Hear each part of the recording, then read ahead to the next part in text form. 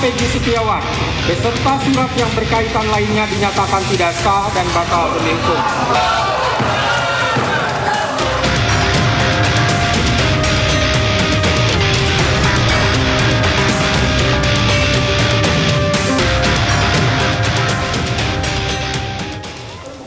Pengadilan Negeri Bandung mengabulkan permohonan pra-peradilan Peggy Setiawan atas penetapannya sebagai tersangka. Dalam sidang, Hakim Eman Sulaiman mengabulkan seluruh permohonan Peggy Setiawan. Surat yang berkaitan lainnya dinyatakan tidak sah dan batal demi hukum. Pengadilan Negeri Bandung mengabulkan permohonan pra-peradilan Peggy Setiawan atas penetapannya sebagai tersangka. Dalam sidang, Hakim Eman Sulaiman mengabulkan seluruh permohonan Peggy Setiawan. 1. Mengabulkan permohonan pra-peradilan pemohon untuk seluruhnya. 2. Menyatakan proses penetapan tersangka kepada pemohon berdasarkan surat ketetapan nomor Estaf garing 90 garing 5 Romawi garing Res 124 garing 2024 garing Diskreskrimum tanggal 21 Mei 2004 atas nama Peggy Setiawan beserta surat yang berkaitan lainnya dinyatakan tidak sah dan batal demi hukum.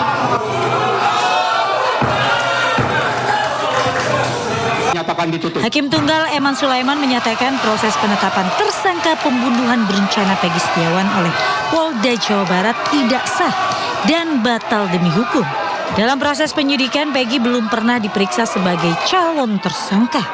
Hakim Eman Sulaiman memerintahkan penyidik Polda Jawa Barat untuk melepas dan memulihkan harkat martabat Peggy seperti semula.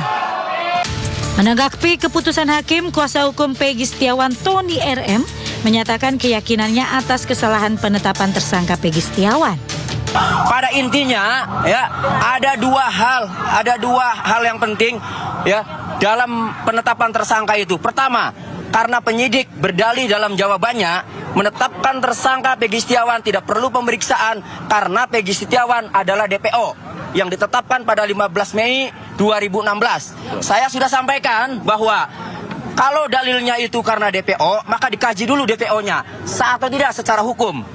Ditetapkan DPO pada tanggal 15 September 2016, berarti saat itu masih berlaku Peraturan Kapolri nomor 14 tahun 2012, di mana dalam pasal 31, ya, tersangka yang dipanggil 3 kali guna pemeriksaan penyidikan perkara kemudian tidak datang dan keberadaannya tidak diketahui, maka dimuat dalam daftar pencarian orang dan dibuat surat pencarian orang. Ada 2 unsur dalam pasal 31 yang harus terpenuhi sebelum seseorang ditetapkan DPO. Unsur pertama, seseorang harus tersangka.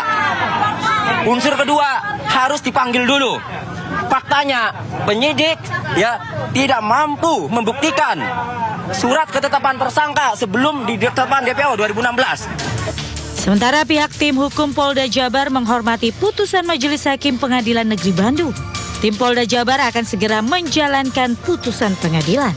Nanti kita akan koordinasi dengan penyidik. Nanti penyidik yang akan itulah ya. Untuk proses pembebasan Peggy berapa lama Pak? Langsung hari ini atau seperti apa Pak? Nanti kita secepatnya lah begitu ya. Begitu. Kenapa? Kompensasi yang didapatkan oleh Peggy akan seperti apa Pak? Nanti kalau misalkan dari putusan hakim juga, bukan dari kita. Tadi tidak menyebutkan istilahnya ganti rugi segala kan begitu. Jadi untuk menghentikan penyidikan, kemudian segera dibebaskan. Itu aja. Ya. Jadi kita tetap patuh ya apa yang disampaikan oleh hakim. Selanjutnya pihak kuasa hukum Peggy Setiawan bersiap untuk menjemput Peggy di rutan Polda Jabar. Tim Liputan iNews melaporkan. Hakim Tunggal Pengadilan Negeri Bandung Eman Sulaiman mengabulkan permohonan gugatan sidang pra-peradilan oleh tim kuasa hukum Peggy Setiawan terhadap Polda Jabar. Hakim meminta penyidik untuk segera menghentikan penyidikan terhadap Peggy.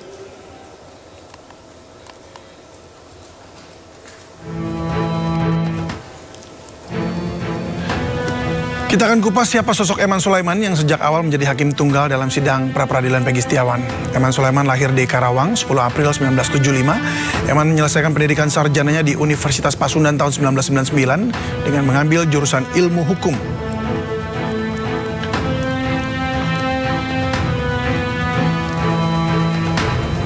Sepak terjang Eman Sulaiman di bidang hukum juga sudah tidak diragukan. Belasan tahun Eman bertugas dan juga memimpin lembaga peradilan di sejumlah daerah. Terkini Eman menjadi Hakim Pengadilan Negeri Bandung sejak 5 Juli 2021. Sebelumnya Eman menjabat sebagai Ketua Pengadilan Negeri Wonosari pada tahun 2019. Dan sempat juga menjadi Ketua Pengadilan Agama Indramayu pada tahun 2018. Eman juga pernah menjadi Ketua Pengadilan Rotendao pada 2017-2018, kemudian Wakil Ketua PN Pangkalan Bun tahun 2016 dan mengawali karirnya pertama kali sebagai hakim di Pengadilan Agama Subang tahun 2009.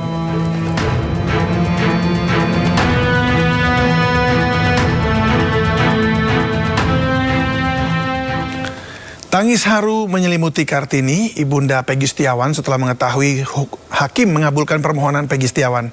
Ibunda Peggy bersama kedua adik Peggy menangis bahagia di persidangan. Mereka sangat bersyukur Peggy segera bebas.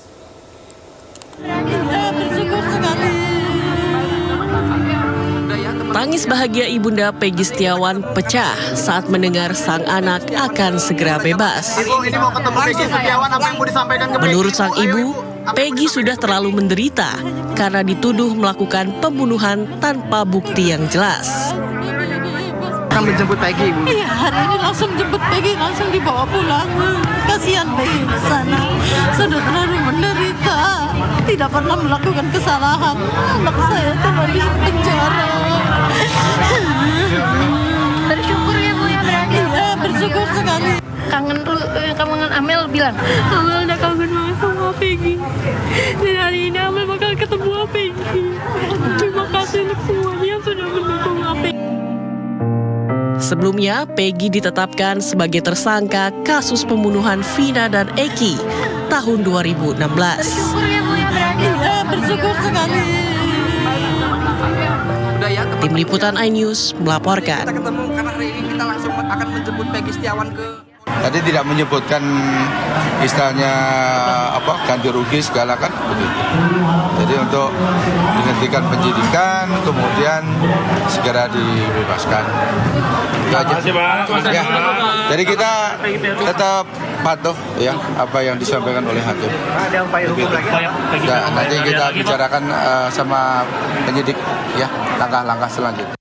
Kami mendapatkan gelar perkara, kemudian juga kami mengikuti persidangan hari ini. Di antaranya yang kami cermati adalah pertimbangan hakim. Teman-teman juga sudah mengikuti tadi. Dari beberapa pertimbangan hakim itulah menjadi masukan kami. Yang pertama tentunya evaluasi bagaimana implementasi Perkap dan Perpol tentang manajemen penyidikan. Hakim berpendapat bahwa ada beberapa hal yang tidak dipenuhi. Oleh sebab itu, kami dari Kompolnas tentunya ada dua sisi. Di satu sisi, bagaimana evaluasi penanganannya. Di sisi lain, juga evaluasi tentang Perkap dan Perpol. Karena aturan itu tidak harga mati. Itu terus dievaluasi sesuai dengan perkembangan yang ada. Jenis kasus tidak bisa dipukul rata. Satu Perkap dan Perpol tentang manajemen penyidikan ini tidak bisa semua kasus disamakan. Ada perbedaan. Oleh sebab itu kami melihat dari sisi sana. Beda kasus penipuan dengan kasus pembunuhan. Beda dalam hal penanganannya. Beda SOP-nya. Inilah hasil pengamatan kami. Makanya kami tadi hadir mendengar, mencermati apa pertimbangan hakim sampai dengan putusan diberikan. Kami menghormati putusan pra peradilan ini dan tentunya Polri akan mematuhi dan melaksanakan putusan tersebut. Saya sudah menyampaikan ya ke seluruh media, setiap Zoom, setiap wawancara, bahkan saya sendiri pandangan hukumnya sudah saya upload di channel saya Pengacara Tony. Pada intinya ya ada dua hal yang penting ya dalam penetapan tersangka itu. Pertama, karena penyidik berdalih dalam jawabannya menetapkan tersangka Peggy Setiawan tidak perlu pemeriksaan karena Peggy Setiawan adalah DPO yang ditetapkan pada 15 Mei 2016. Saya sudah sampaikan bahwa kalau dalilnya itu karena DPO, maka dikaji dulu DPO-nya sah atau tidak secara hukum. Ditetapkan DPO pada tanggal 15 September 2016, berarti saat itu masih berlaku Peraturan Kapolri nomor 14 tahun 2012, di mana dalam pasal 31 ya, tersangka yang dipanggil 3 kali guna pemeriksaan penyidikan perkara kemudian tidak datang dan keberadaannya tidak diketahui, maka dimuat dalam daftar pencarian orang dan dibuat surat pencarian orang. Ada 2 unsur dalam pasal 31 yang harus terpenuhi sebelum seseorang ditetapkan DPO. Unsur pertama, seseorang harus tersangka. Unsur kedua, harus dipanggil dulu. Faktanya, penyidik ya tidak mampu membuktikan surat ketetapan tersangka sebelum ditetapkan DPO 2016. Usai diputuskan bebas dari segala tuduhan, Peggy Setiawan langsung dijemput oleh keluarganya. Terima kasih banget sebagai orang tua setelah Peggy bebas. Terima kasih banget pada wartawan-wartawan, pada semua rakyat Indonesia telah mendukung Peggy Setiawan yang dari awal sampai akhir. Peggy Setiawan orang baik, orang tidak bersalah. Amin ya rabbal alamin. Telah dikabulkan itunya. Terima kasih dukungannya. Ya. Puas nggak Pak mendengar keputusan hakim Pak? Sangat puas banget Pak, sangat puas banget ya. Amin ya rabbal alamin. Karena dukungan dari rakyat Indonesia yang selalu dari awal sampai akhir mendukungnya. Amin ya rabbal alamin. Berarti ikut juga nanti akan menjemput Peggy Setiawan Pak? Ikut sama sekarang. Kapan Pak untuk jemput? Sekarang nanti akan menjemput ya. Siap. Kapolri Jenderal Listio Sigit Prabowo menyatakan Polri menghormati putusan Pengadilan Negeri Bandung yang mengabulkan gugatan pra-peradilan Peggy Setiawan. Langkah selanjutnya dari Polri adalah menunggu salinan putusan PN Bandung untuk dipelajari isinya. Ya, tentunya kan kita harus menghormati putusan pengadilan. Jadi saya kira tadi juga sudah disampaikan oleh Polda Jawa Barat ya, melalui Kapitumasnya. Untuk langkah selanjutnya tentunya akan menunggu hasil lampiran dari keputusan ataupun tembusan dari keputusan tersebut supaya Pemirsa, pra-peradilan Peggy Setiawan dikabulkan oleh hakim. Apa yang disangkakan polisi dinilai tak memiliki cukup bukti dan penangkapan Peggy dinilai menyalahi aturan. Apa arti dari putusan hakim pra-peradilan tersebut? Lalu siapa pembunuh Vina dan Eki sebenarnya? Kita akan membahasnya bersama kuasa hukum Peggy Setiawan, Niko Kilikili. Selamat malam, Mas Niko. Baik, dan juga ada kuasa hukum keluarga almarhum Vina, Reza Pramadia. Dan kemudian ada mantan Wakapolri Komjen Polisi Purnawirawan Ugroseno. Selamat malam Pak Ugroseno. Selamat malam Mas David. Terima kasih sudah hadir Pak. Serta telah hadir pula pakar hukum pidana Hipnu Nugroho. Selamat malam Prof. Selamat malam Mas David. Baik, kita masih menunggu. Ini ada Mas Reza Pramadia dan juga Mas Niko Kilikili sebagai perwakilan kuasa hukum dari keluarga Vina dan juga Peggy Setiawan. Saya ke Pak Ugroseno dulu Pak. Pak, Anda sebagai mantan Wakapolri ya, waktu itu Wakapolri tahun 2012-2013. Apa tanggapan Anda sebagai keluarga Polri melihat dikabulkannya pra-peradilan dan terjadi salah tangkap begitu? Ya, ini berangkat dari awal bahwa tugas Polri dalam penyidikan suatu tindak pidana tetap yang pertama harus berangkat dari TKP.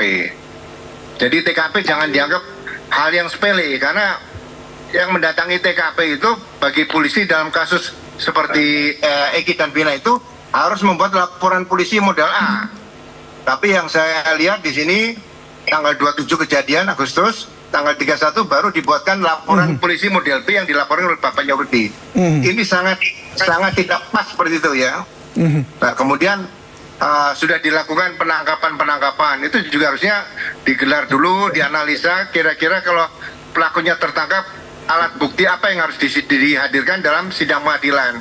Nah, ini semuanya alat bukti yang saya lihat di situ hanya berupa HP 5, sepeda motor 5, baju yang berdarah juga tidak ada, karena ini pembunuhan dan ada yang meninggal. Jadi justru yang ada titik-titik darah tadi, mungkin juga berdarah, itu harusnya diusahakan ditemukan, tapi tidak ada. Sehingga penentuan DPO terlalu terburu-buru, nah berakibat seperti sekarang yang disebut dengan Peggy, sebenarnya Peggy siapa itu DPO harus dibuat jelas, fotonya, alamatnya dan sebagainya, ciri-ciri orangnya harus dibuat jelas seperti itu.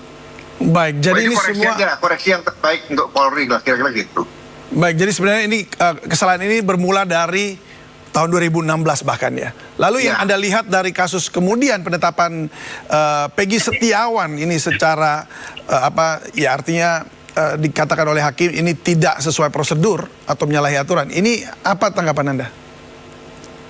Ya, karena dari awal kan DPO sudah disampaikan dalam berkas perkara dan persidangan masuk di situ. Tapi kalau tidak lengkap, justru jaksa penuntut umum dan hakim harus jeli melihat ini gitu loh. Jadi jangan asal ada daftar DPO kemudian disahkan bahwa DPO itu yang dicari gitu loh ya. Ya, jadi kemudian kalau Peggy tertangkap, dasarnya cukup dengan berkas yang ada DPO. Jangan ditambah-tambahi lagi dengan barang bukti lain yang kira-kira malah membingungkan penegakan hukum tersebut, termasuk hakim seperti itu. Baik, jadi bisa dikatakan juga bahwa ini ya memang karena sudah tidak ada dasar hukum yang tepat yang dipakai untuk penangkapan Peggy Setiawan ini ya. Baik, saya langsung ke kuasa hukum Peggy dulu. Ini ada Mas Niko ya. Mas Niko, selamat bergabung bersama kami. Selamat malam. Selamat malam. Baik. Selamat malam, Mas. Mas Niko, selamat atas dikabulkannya pra-peradilan Peggy Setiawan ya. Tapi apa nih arti dari dikabulkannya pra-peradilan Peggy Setiawan bagi Peggy dan keluarga? Maaf, ulang Mas. Ya, apa arti dari dikabulkannya pra-peradilan Peggy Setiawan bagi Peggy dan keluarga? Ya, ini pertama-tama saya ucapkan terima kasih juga. Terima kasih dulu kepada Bapak Hakim Eman Sulaiman. Terima kasih juga untuk Bapak Presiden Republik Indonesia, Bapak Joko Widodo, Bapak Presiden terpilih, Bapak Prabowo.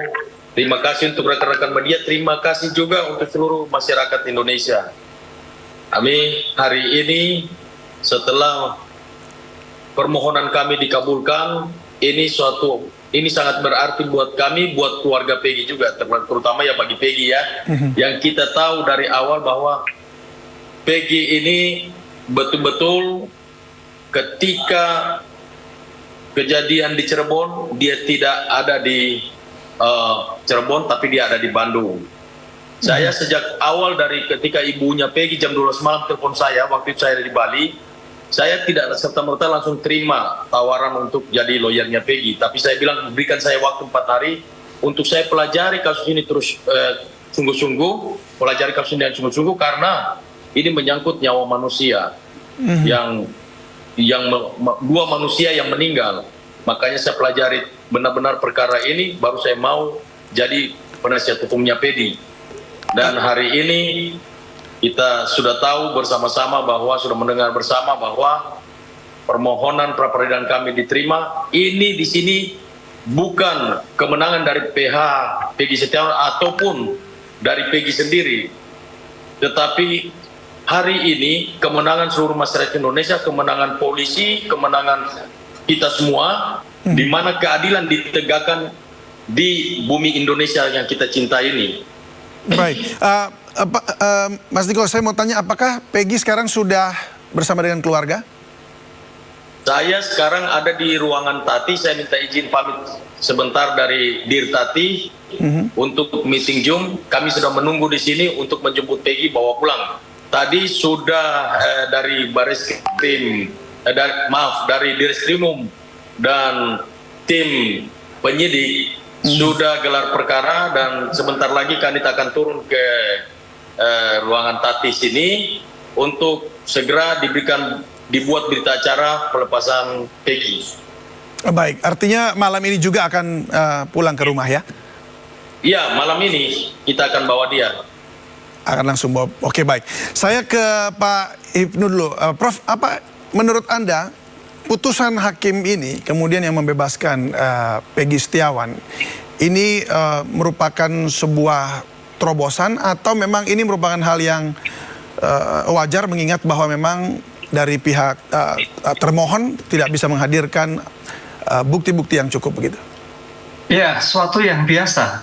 Karena dalam suatu peradilan pidana ini sebagai kontrol terhadap di dalam pra-adjudikasi.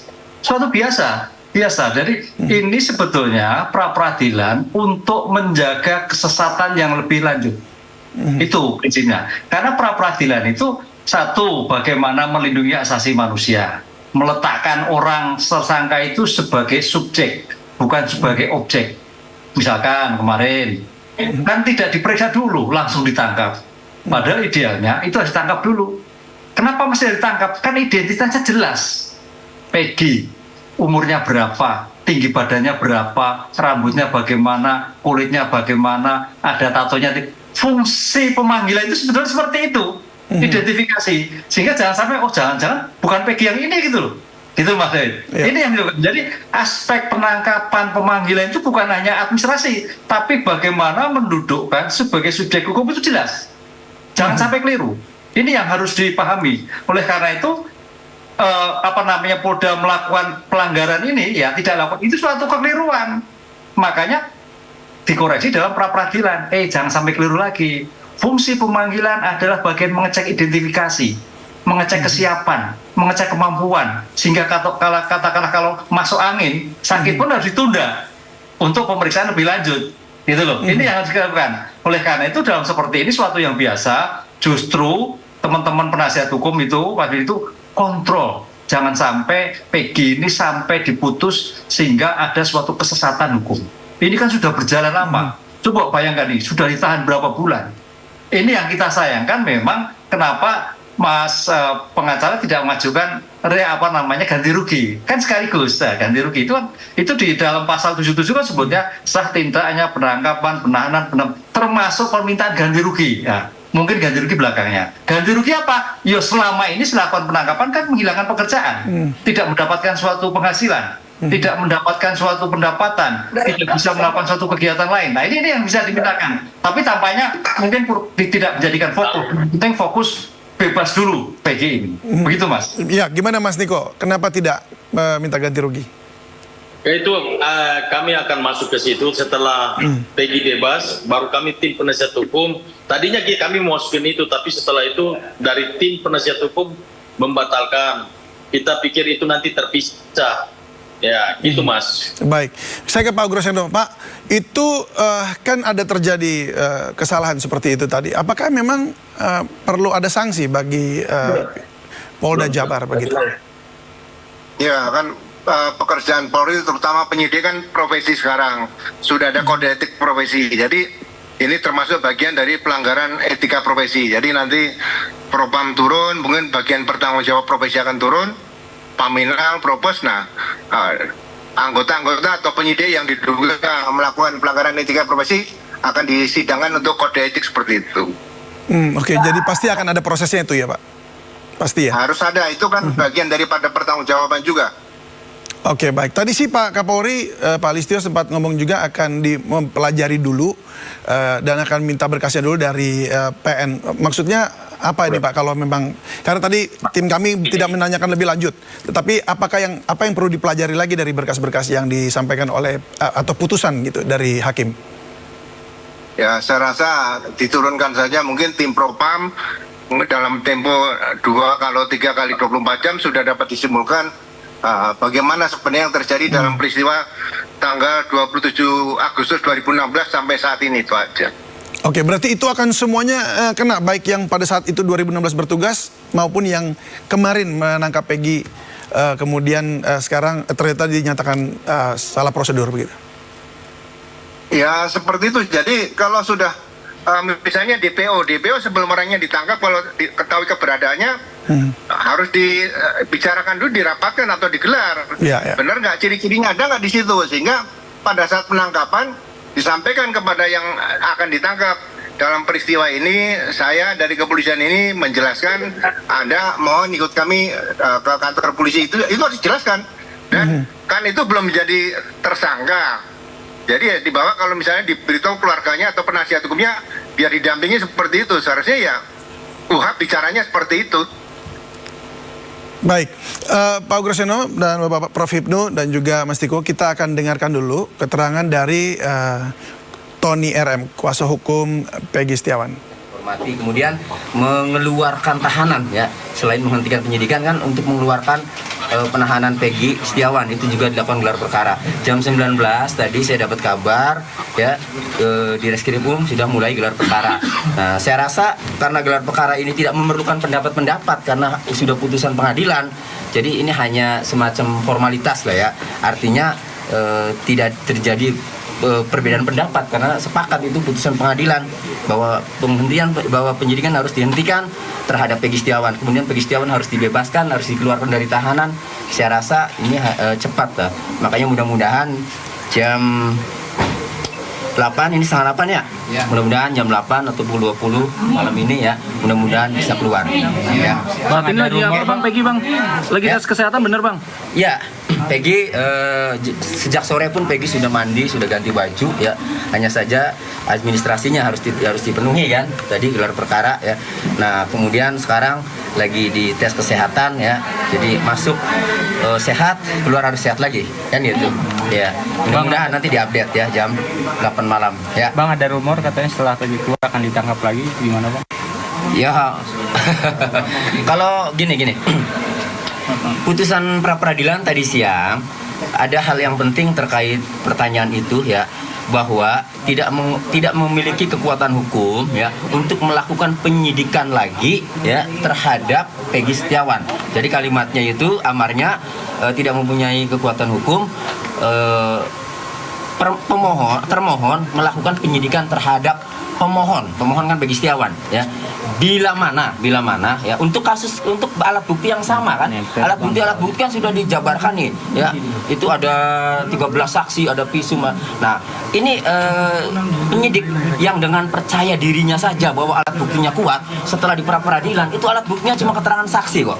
Nah, itu pun sudah diuji di kejaksaan, dikembalikan lagi ya dengan alasan syarat formil dan material belum memenuhi. Arti syarat formil itu sebenarnya sama saja dengan penetapan tersangka ya. Artinya kalau syarat formil belum terpenuhi, jaksa tidak yakin bahwa Peggy ini adalah pelakunya. Itu. Jadi yang kedua alat bukti. Alat buktinya apalagi orang pelakunya juga belum tentu, pelakunya saja belum tentu Peggy ya. Formilnya apalagi alat bukti untuk materialnya kan. Nah, sehingga kalau dikaitkan dengan pertanyaan itu, ya silakan saja kalau bisa. Kan itu. Nah, toh yang sudah ada aja merasa percaya diri, alat buktinya itu kan bisa dipatahkan kan itu. Di jaksa juga dikembalikan, mau cari apa lagi? Jangan memaksakan lagi lah, hancur nanti penyidik Polda Jawa Barat. Setelah dari ini Peggy mau langsung pulang Cirebon atau gimana Bang? Nah, nanti dari sini ke sekretariat dulu ya di Jalan Sabang itu. Nanti istirahat dulu di situ. Lihat kondisi Peggy, kalau Peggy-nya keluar kemudian seger artinya udah siap pulang ya mungkin pulang ke Cirebon. Tapi misalnya istirahat dulu ya istirahat dulu. Ada syukuran di sana Bang? Ada, rencananya di sana di Cirebon Peggy akan keluarganya akan melakukan syukuran dan di sana akan disambut warga Cirebon sudah menanti. Gitu. Cukup? Apakah gugatan balik Bang ke polisi? Oh ya. Di amar putusan. Baik, saya ke Pak Ugroseno. Pak Ugroseno, kalau ada rumor tadi dikatakan akan bisa ditangkap lagi nih. Ini dalam artian bagaimana? Apakah untuk novum atau apa gitu Pak? Ya, kalau rumor kan bukan hukum ya. Jadi abaikan saja seperti itu karena hukum itu harus dengan bukti, dengan alat bukti seperti itu. Kalau rumor tidak termasuk alat bukti. Nah, itu saja. Berarti kalau ada novum berarti masih bisa ya? Ya, silakan kalau ada novum baru. Tentunya dengan baru pastinya. Ya. Kita tunggu novum baru, nanti apa ada bukti baru, bukan novum ya, bukti baru nanti yang akan digunakan. Oke, baik. Prof. Ibnu, tanggapannya? Ya, jadi begini, pra peradilan itu baru kontrol tentang syarat objektif ya. Jadi belum masuk material. Kan itu yang harus kunci dulu. Jadi kalau ada pertanyaan apakah penyidik bisa memeriksa, bisa dengan bukti yang baru. Karena bukti-bukti yang sekarang kemarin itu tidak dilakukan dengan bukti baru, dengan sprindik baru. Itu yang harus kita pahami. Karena itu tadi ini sudah salah, berarti harus dimulai lagi di sprindik baru dengan bukti baru, ya, dengan segala sesuatu yang baru bahwa ada Peggy yang sekarang bisa karena teorinya tadi saya katakan pemeriksaan pra peradilan itu adalah investigasi Okjas, bukan eksaminasi Okjas. Itu loh Mas.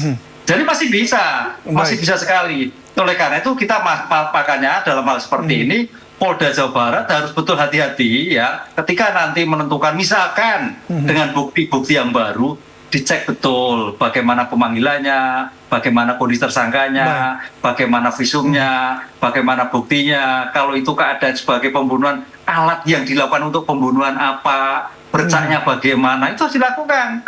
Jadi disinilah saya kira sebagai hal yang ditempuh kembali. Karena banyak kasus itu bukan terus berhenti Mas, ini bukan terpenting, diperbaiki dalam konteks hukum. Itu yang harus kita pahami. Baik, saya ke Mas Niko, ada antisipasi begitu Mas Niko? Ya, kami sudah siap untuk mengantisipasi itu. Tapi untuk sementara kan tidak semudah itu untuk kembali menemukan bukti baru dan juga saksi-saksi yang baru. Nggak segampang dan semudah itu. Jadi, tapi kami dari penasihat hukum Peggy Setiawan apapun itu kami sudah siap untuk menghadapi semua hal-hal yang jadi untuk Peggy Setiawan. Baik, saya mau ke Pak Ugroseno. Pak Ugroseno, ini kalau sudah seperti ini artinya sudah diputus bebas dan tadi juga sudah dikatakan tidak Polda Jabar juga tidak bisa lagi untuk melakukan penyelidikan atau memproses Peggy Setiawan. Berarti ini akan tentunya dimulai dari nol lagi begitu ya Pak ya?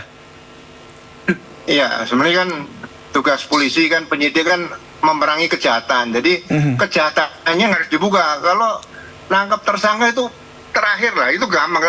Yang jelas kejahatan yang dilakukan terhadap Eki dan Vina ini terungkap, alat buktinya apa saja, kemudian saksi-saksinya ada nggak. Ini yang mungkin harus dibuktikan ke depan. Jadi sekali lagi jangan dipaksakan tersangka dulu. Yang penting dibuktikan bahwa cukup bukti untuk mengatakan bahwa kasus pembunuhan Eki dan Vina sudah terungkap secara utuh, itu aja. Baik, tapi apakah artinya bahwa pernyataan yang oleh Polda Jabar bahwa 2 DPO lainnya sebenarnya itu hanyalah fiktif atau itu tidak ada, hanya karangan, itu juga kemudian akan kembali lagi menjadi 3 DPO? Kita akan bincang lagi dengan Pak Ugroseno, dengan Prof. Hipnu dan juga dengan Mas Niko usai jeda berikut. Tetaplah bersama kami pemirsa. Peggy Setiawan beserta surat yang berkaitan lainnya dinyatakan tidak sah dan batal demi hukum.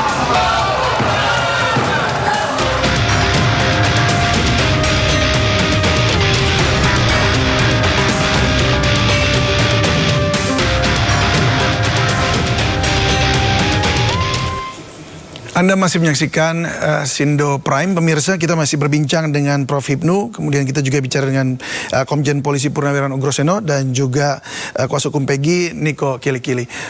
Saya kembali ke Pak Ugroseno. Pak Ugroseno, apakah artinya kemudian nama DPO kemudian yang 2 itu waktu kemarin itu dihapus, kemudian ini harus dikembalikan lagi mulai dari awal lagi seperti itu? Ya, kembali bukan. Posisi semula jangan dirubah-rubah lah. Kemudian ada posisi baru juga jangan dirubah-rubah sehingga tidak membingungkan.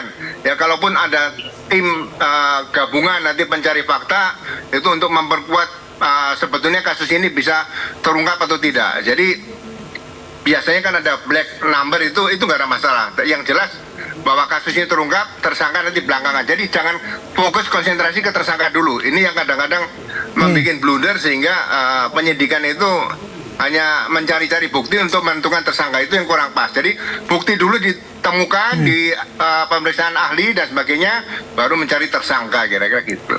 Menurut Anda bukti apa yang diperlukan? Maksudnya selain pemeriksaan ahli tadi, apalagi mengingat bahwa ini sudah 8 tahun yang lalu, bahkan nggak tahu kalau dari pihak forensik apakah masih bisa menemukan lebam di tulang almarhum? Ya, saya rasa kan ada CCTV, kemudian ada BlackBerry yang belum dibuka, ada beberapa saksi-saksi yang mungkin justru bisa membantu pengungkapan ini. Kemudian dari beberapa media sosial yang dimiliki oleh korban dan sebagainya atau kawan-kawan korban. Ini sebetulnya menganalisanya di situasi saat sekarang ini lebih enak karena sudah di zaman teknologi informasi dan komunikasi. Jadi sebenarnya itu sudah cukup ya? Ya, paling tidak itu petunjuk mengarah kepada siapa kira-kira pelakunya dan motif apa. Ini kan bisa diungkap sebetulnya. Oke, menurut Anda kenapa itu belum dibuka oleh pihak kepolisian sampai sekarang? Ya, dari awal yang saya sayangkan misalnya begini, ada kasus di Cirebon, kenapa harus ditarik ke Polda? Seharusnya tim Polda membantu penguatan penyidikan waktu di Polres Cirebon. Ini lebih bagus. Kalau ditarik kan penyidiknya sudah berubah. Ini kadang-kadang menganggap bahwa Polres itu adalah kekuatan terdepan Polri yang harus diberdayakan secara maksimal. Jangan dikurangi kewenangannya seperti yang kasus pembunuhan ini kan dia tarik ke Polda itu alasannya menurut saya kurang kuat. Kecuali kejahatan dilakukan beberapa kota kabupaten dalam Polda itu boleh ditarik ke Polda. Kan ini hanya di Cirebon di daerah mana Kepompongan situ kira-kira gitu ya. Baik, Mas Diko, ini kan Kepompongan di mana Mundu ya sorry. Oh, baik. Saya ke Mas Diko. Mas Diko, ini kan klien Anda sebenarnya memang rumahnya di Cirebon situ, walaupun memang sedang kerja ke Bandung. Tetapi apakah memang keluarga, baik itu Ibu Kartini maupun pihak keluarga dari Peggy Setiawan yang ada di sana, karena jaraknya tidak terlalu jauh dari lokasi, itu memiliki atau informasi-informasi baru yang bisa membantu Polri sebenarnya? Iya, Mas. Coba diulang, Mas. Iya, apakah keluarga dari Peggy Setiawan yang memang tinggal di Cirebon itu memiliki informasi-informasi yang bisa membantu Polri untuk menemukan sebenarnya siapa pelaku sesungguhnya? Oh, kalau untuk itu saya nggak tahu, karena ketika saya bertanya-tanya kepada mamanya Peggy, papanya Peggy, dan juga saksi-saksi yang lain, mereka nggak tahu cerita tentang pembunuhan terhadap Eki dan Vina ini. Mereka hanya punya informasi, yaitu mereka cuma mendengar ada kejadian pembunuhan di Cirebon, terus kemudian tiba-tiba Peggy dijadikan tersangka. Pada 2016 didatangin rumahnya Peggy, kemudian motor disita tanpa ada surat cita daripada pengadilan juga. Harusnya kan ada berita acara penyitaan barang bukti. Tetapi tidak ada surat dari pengadilan untuk menyita barang bukti, dan sampai sekarang juga motor itu nggak tahu kemana. Jadi informasi yang lain mereka nggak punya. Mereka hanya punya informasi tiba-tiba didatangin aja di polisi datang rumahnya Peggy dan kemudian bertanya kepada mamanya sudah kasih tahu ada di Bandung. Nah, seharusnya kalau pada saat itu mereka merasa bahwa Peggy betul-betul terlibat, harusnya dicari pada saat itu. Bukan 8 tahun sudah berlalu baru mau dicari-cari. Kemudian yang masalahnya adalah yang fatal itu ditangkap dulu baru dicari barang bukti, dicari saksi-saksi dan sebagainya. Baik, saya ke Prof. Hipnu. Kalau Anda melihat ini dari sisi hukum di Indonesia dengan proses seperti itu, apakah kemudian kita masih bisa berharap atau mungkin ada sebuah undang-undang atau peraturan yang bisa memaksa aparatur untuk membuka semuanya yang seharusnya tadi disebutkan Pak Agrosono ada CCTV yang seharusnya digelar begitu? Ya, ini menunjukkan pertanyaannya gini Mas, kita juga tidak harus digelar ya. Pertanyaannya 2016 itu kan sudah maju Indonesia walaupun 8 tahun. Kenapa tidak dibuka? Saya berpikir jangan-jangan ada sesuatu yang disembunyikan. Ini yang jadi repot. Ya. Makanya dalam hal pengungkapan perkara itu teori kriminalistik, ilmu menambah dan mengumpulkan bukti itu dimungkinkan dalam suatu teori. Itu namanya penyidik itu bisa menambah mengurangkan. Lah, saya takutnya kalau kasus ini mengurangkan, artinya kenapa bukti CCTV 2016 itu Cirebon sudah maju loh, CCTV sudah berkembang, tidak dilakukan. Adakah sesuatu yang disembunyikan? Saya kira kalau penyidik profesional, apalagi Polresta, itu kualifikasi penyidikan itu sudah nomor 1 itu. Ini yang saya kira harus diungkap. Adakah sesuatu yang ditutupi? Adakah sesuatu yang dalam tanda orang tidak boleh tahu? Kenapa seperti ini? Kenapa ada perubahan? Ini yang harus menguap. Jadi dalam kasus pra-peradilan ini Mas, dampak dari ini selain Peggy, mudah-mudahan polisi bisa mengungkap semuanya. Motif apa? Kenapa di tahun 2016 polisi mengabaikan bukti elektronik? Padahal bukti elektronik adalah akan mengungkap semuanya dalam suatu peristiwa pidana. Ini yang problem dari saya, pemikiran seperti itu. Sehingga dengan demikian, kalau toh nanti ada penyidikan baru, pengungkapan baru, itu akan membuka tidak hanya pembunuhan, tapi motifnya kenapa Polda Jawa Barat dan Polresta Cirebon tidak mengungkap seobjektif mungkin. Adakah sesuatu yang ditutupi? Walau alam. Karena 2016. Itu ini pertanyaan yang menarik. Ya, Makanya sekarang situasi ini emosional. Tadi Pak Ugro, tangkap dulu baru bukti. Itu pengungkapan emosional. Pengungkapan yang tidak emosional itu bukti baru menentukan tersangka. Toh teorinya kan pengumpulan barang bukti baru menentukan tersangka. Bukan tersangka baru bukti. Ini yang kebalik-balik. Ini yang saya kira kondisi emosional ketika itu berdampak dalam suatu pengungkapan perkara sekarang ini. Baik, kita tanya langsung ke Pak Agroseno berarti. Pak, Anda punya pengalaman panjang dalam di kepolisian. Apakah kasus seperti ini kemudian mengarah kepada bahwa memang ada sesuatu nih di balik ini? Ada yang apa mungkin disembunyikan begitu? Bagaimana Pak? Waktunya. Ya, kecurigaan itu pasti ada namanya masyarakat ya. Jadi makanya sebenarnya polisi itu harus bertindak profesional. Jadi jangan bicara kadang-kadang ini atensi tidak ada atensi. Penyidik independence ya. Jadi dia berhak mengambil langkah-langkah sesuai dengan hukum acara pidana. Tadi dikatakan juga Pak Niko kan, berita acara untuk penyitaan, kemudian berita acara TKP. Berita acara TKP paling penting dalam suatu penyidikan tidak pidana. TKP dilupakan, nah itu berita acara harus dibuka, berita acara TKP itu. Menurut Anda jadi itu juga berita acara yang dua kemudian itu tidak bukan hal yang maklum begitu ya? Itu sesuatu yang janggal begitu ya? Iya, jadi polisi kadang-kadang dibilang punya insting, padahal insting itu bisa dilatih dari analisa. Dari analisa nanti baru ditemukan kira-kira apa mungkin TKP-nya hanya satu di Jalan Layang, ya kan? Kalau di Jalan Layang hanya satu TKP, berarti kendaraan yang hilir mudik situ kan cukup banyak, berarti bisa mendatangkan saksi cukup banyak gitu loh. Jadi kalau polisi melihat ini TKP-nya pasti lebih dari satu, itu yang harus dikembangkan dulu. Kemungkinan TKP kedua di mana? Atau mungkin ada TKP ketiga.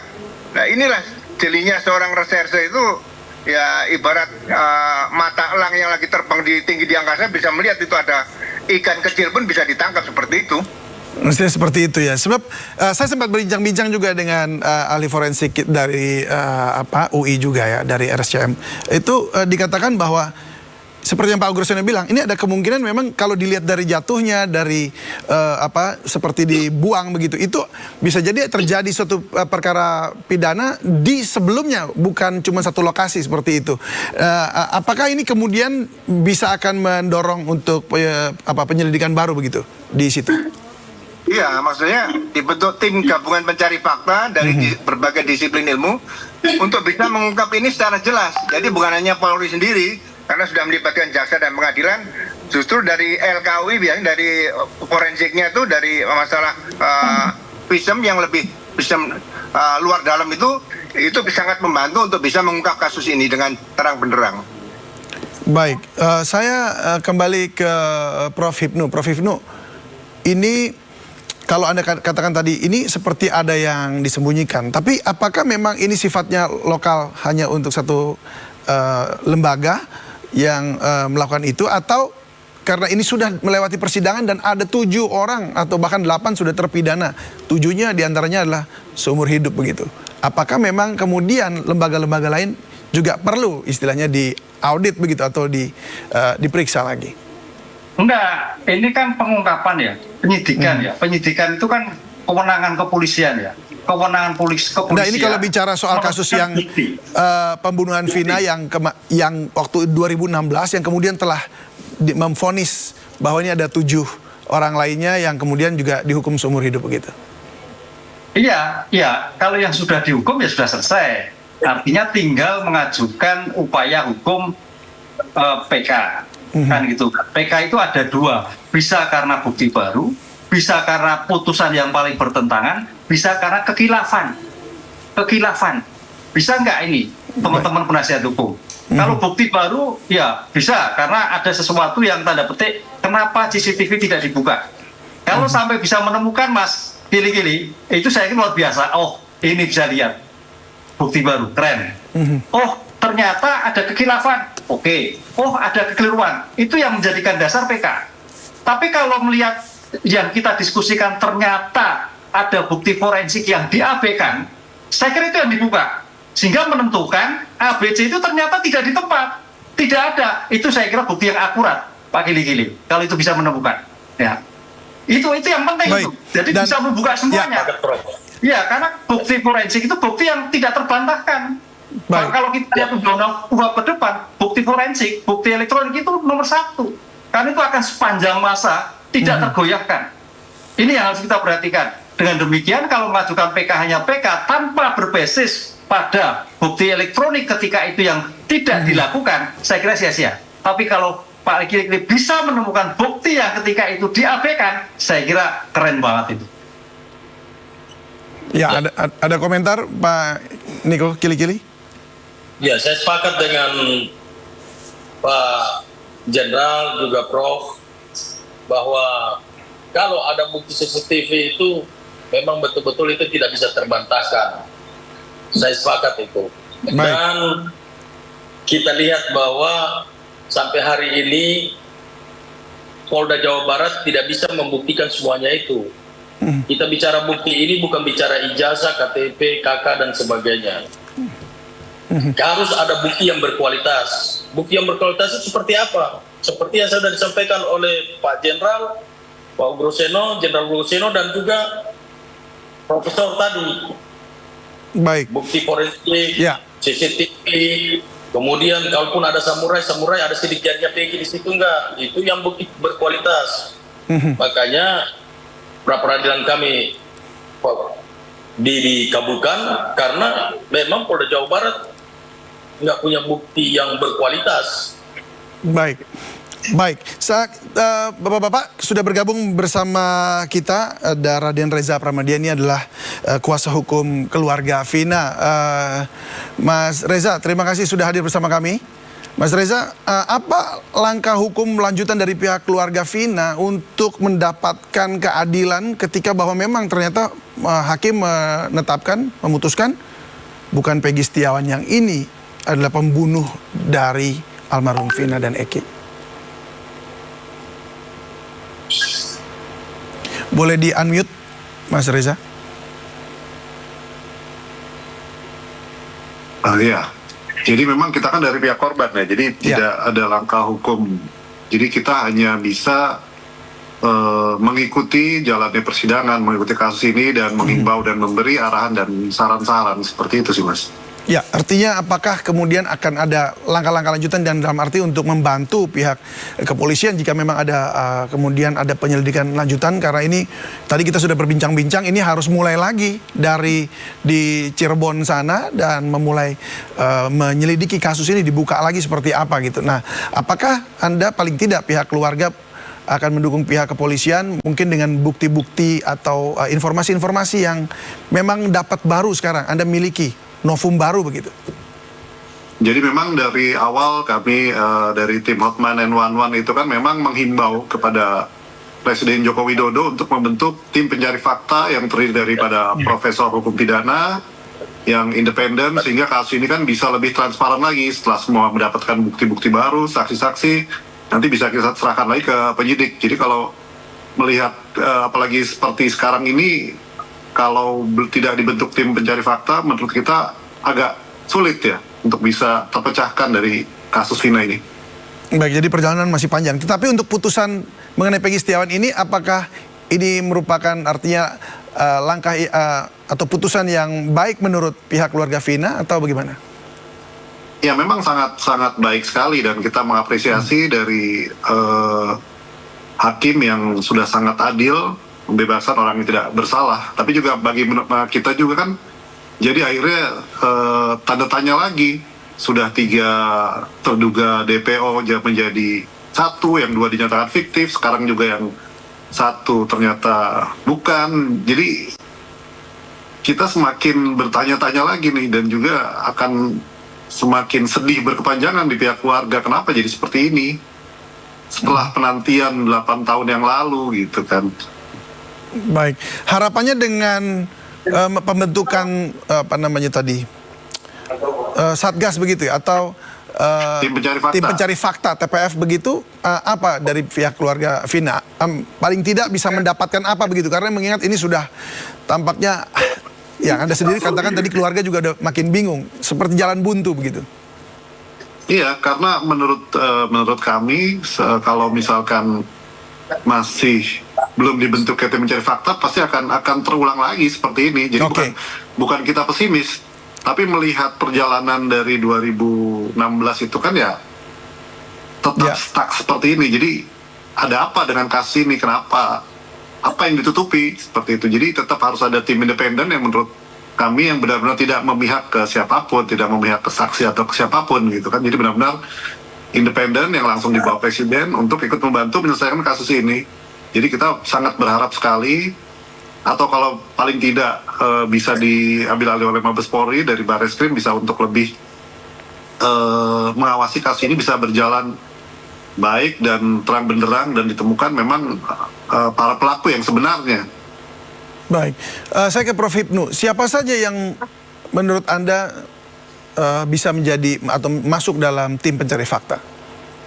Ya, kalau tim pencari fakta ya kita percayakan pada satu penegak hukum, ya Polri, kemudian NGO, Kompolnas, perguruan tinggi. Saya kira itu karena mendapatkan atensi masyarakat, saya kira masyarakat akan optimal mendukung semua. Yang penting diberikan kepercayaan pada negara, karena akan membantu sebagai kebutuhan Polri, ya siapapun boleh lah. Saya kira Pak Groseno bisa menentukan itu ABC dan sebagainya.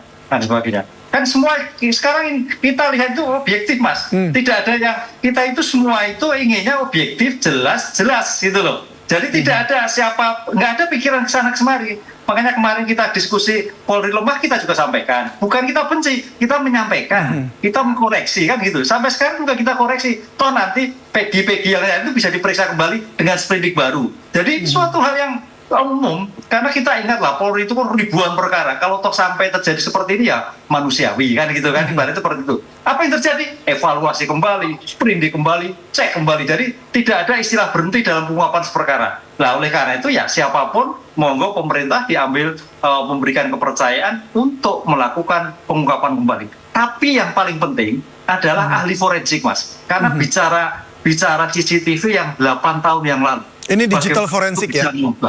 Iya. Baik. Pak Groseno, jadi siapa saja kira-kira maksudnya yang bisa masuk dalam tim cari fakta yang menurut Anda akan bagus sekali nih untuk bisa mengungkap kasus ini?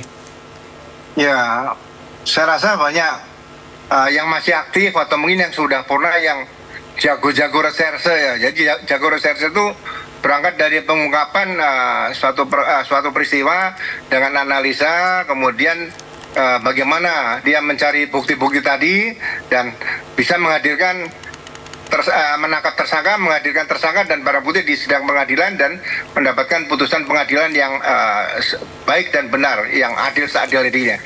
Ini mungkin bisa dicari, mudah-mudahan nanti ada Kompolnas, ada Barreskrim, ada Irwasum, ada Kapolri bisa menentukan supaya masalah terbunuhnya Eki dan Vina ini paling tidak mendekati 100% terungkap. Pelaku nanti terakhir saja bahwa pelakunya adalah baru dicari. Jadi jangan konsentrasi ke pelaku dulu, nanti pecah lagi fokus kasusnya itu saja. Baik, Pak Groseno, terima kasih banyak sudah berbagi bersama kami. Prof. Hipnu juga terima kasih sudah memberi insight. Demikian juga dengan Mas Niko, terima kasih sudah menyediakan waktu. Semoga nanti Peggy juga boleh keluar malam ini juga ya. Mungkin setelah usai kita berdialog ini sudah boleh sudah bisa keluar. Iya. Lagi persiapan untuk Peggy sekarang lagi tes kesehatan. Siap-siap kita mau jemput, saya mau tanda tangan dulu nih. Baik. Oke, kami paham. Terima kasih banyak dan terima kasih juga Mas Raden Reza sudah berbagi bersama kami. Semoga kebenaran diungkapkan, artinya kebenaran yang menang dan diungkapkan semua mengenai kasus ini. Misteri ini menjadi jelas. Terima kasih. Selamat malam Bapak-bapak. Salam sehat selalu. Selamat malam.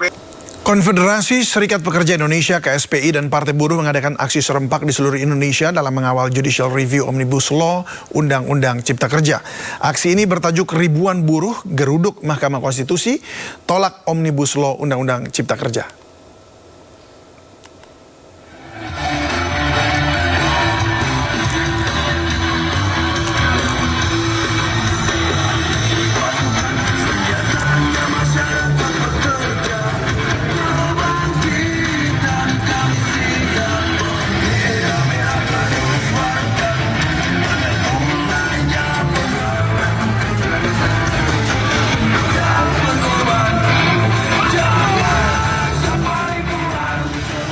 Presiden Joko Widodo meminta Presiden terpilih Prabowo Subianto agar mengelola anggaran secara transparan dan akuntabel. Hal tersebut disampaikan Jokowi dalam penyampaian LKPP pemerintah pusat oleh BPK.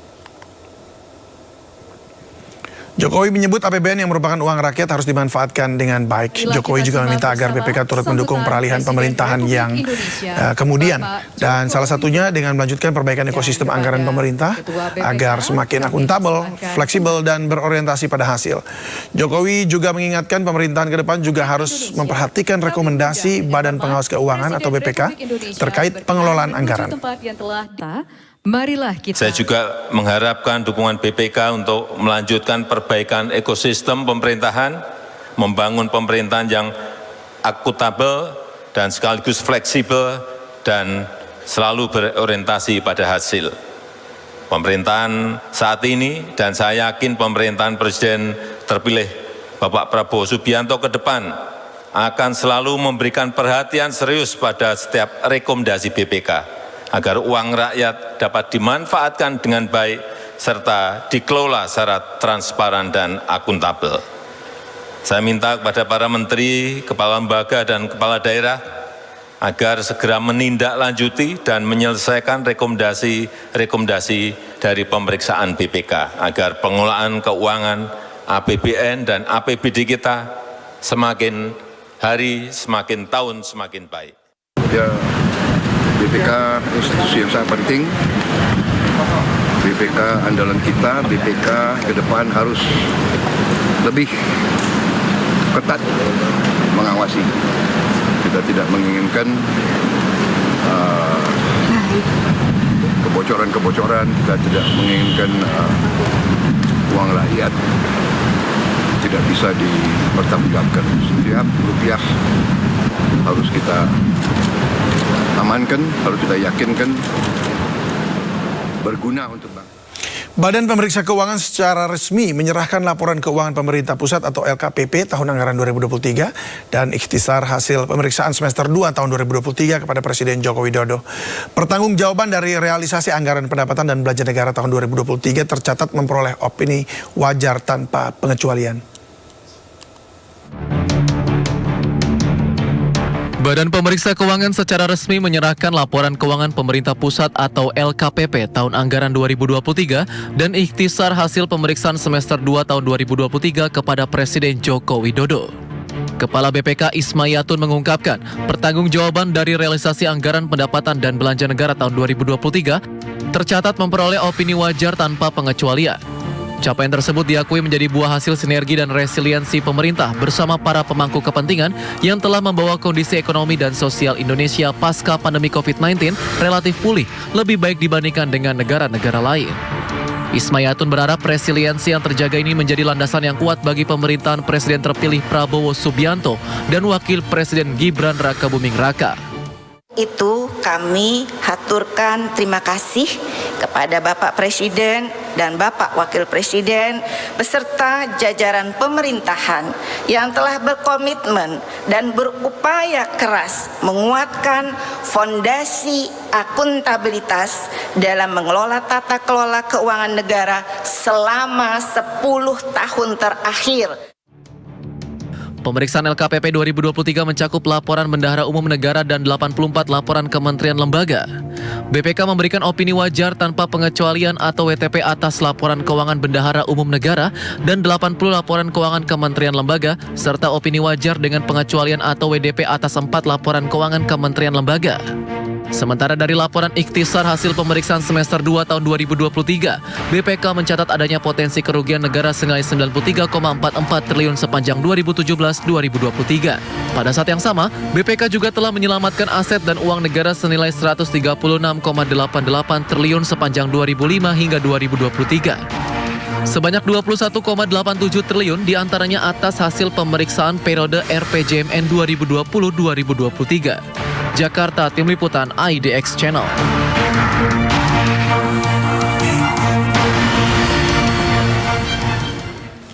DPR dan pemerintah menyepakati angka pertumbuhan ekonomi sebesar 5,1 hingga 5,5% di 2025. Angka pertumbuhan ekonomi 2025 ini berbeda dengan yang tertera dalam rencana kerja pemerintah tahun 2025, berkisar di angka 5,3 hingga 5,6%.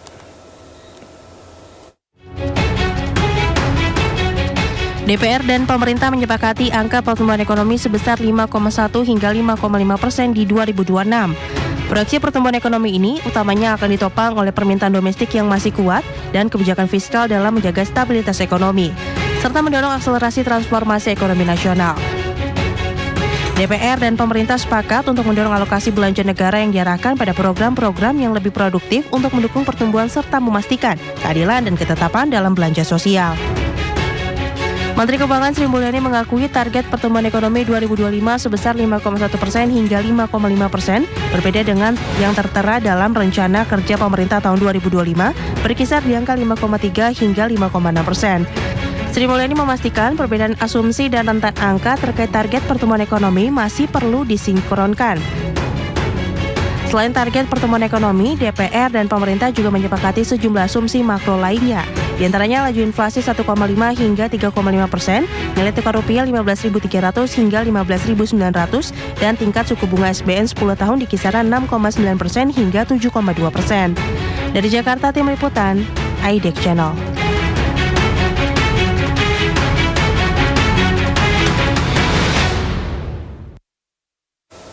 Kita ke informasi lain pemirsa, Satgas Pemberantasan Judi Online menyerahkan nama-nama pegawai kementerian dan lembaga yang bermain judi online.